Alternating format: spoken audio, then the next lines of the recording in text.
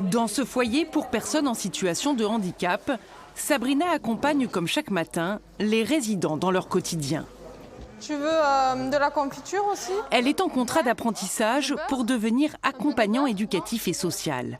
Une formation d'1 an et demi qu'elle a commencé en novembre dernier au sein de l'association UNAPI.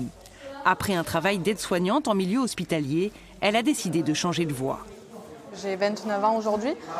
Je suis sortie de l'école à 18 ans et c'est vrai que se remettre dans le bain, faire que de la théorie, c'est difficile. Être sur le terrain, vivre la chose, c'est complètement différent qu'apprendre avec des phrases et des cours.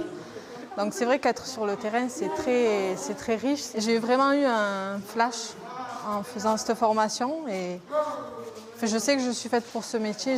Du coup, Virginie, je t'accompagne aux médicaments. Sa tutrice, c'est Virginie. Elle a reçu une formation de maître d'apprentissage pour la guider. On ne travaille pas en grande distribution, on travaille avec de l'humain, donc c'est important. Et puis cette formation justement d'apprentissage qui est assez longue permet vraiment de se questionner sur le choix du métier, quoi. Pour embaucher Sabrina, qui touche un SMIC, son employeur a bénéficié d'un coup de pouce financier de l'État conséquent. Il a touché 8 000 €, une aide déployée dans le cadre du plan Un jeune, une solution.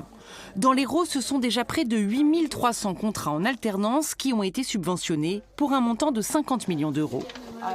Il y a eu vraiment une ouverture dans le cadre de ce plan Un jeune, une solution pour ouvrir l'alternance à toutes les entreprises. Précédemment, le financement de l'État était limité pour les jeunes en deçà du niveau du bac, niveau bac et en deçà, et pour les entreprises de moins de 250 salariés. Aujourd'hui, ces limitations n'existent plus.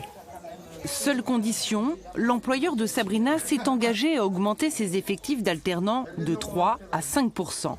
Une opportunité dans ce secteur en tension qui peine à attirer des candidats.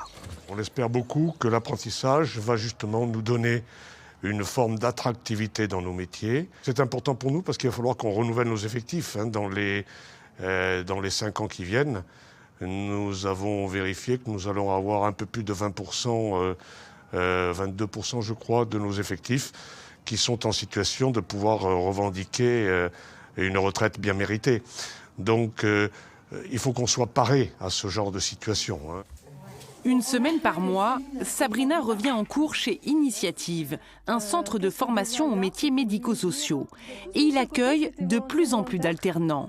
C'est hyper important d'avoir des collègues qui vont faire attention à vous quand vous arrivez et qui du coup vont vous intégrer dans l'équipe pour vous. Car ces nouvelles aides financières ont poussé les employeurs à recruter de façon massive. Résultat, en Occitanie, le nombre d'apprentis dans ce secteur est passé de 400 à 600. Il a fallu trouver de nouvelles écoles pour accueillir tout le monde. Initiative est un nouveau partenaire, effectivement. On a eu avec eux une rentrée de moniteurs éducateurs et nous sommes à 2 rentrées maintenant d'accompagnants éducatifs et social. Et voilà, donc ce développement a permis aussi d'ouvrir d'autres partenariats et de permettre aussi de faire profiter de ce développement à d'autres partenaires.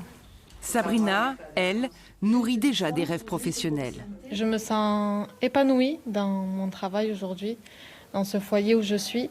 Et le but de cet apprentissage, ça serait que j'y reste et qu'il y ait une embauche ou que j'aimerais vraiment rester.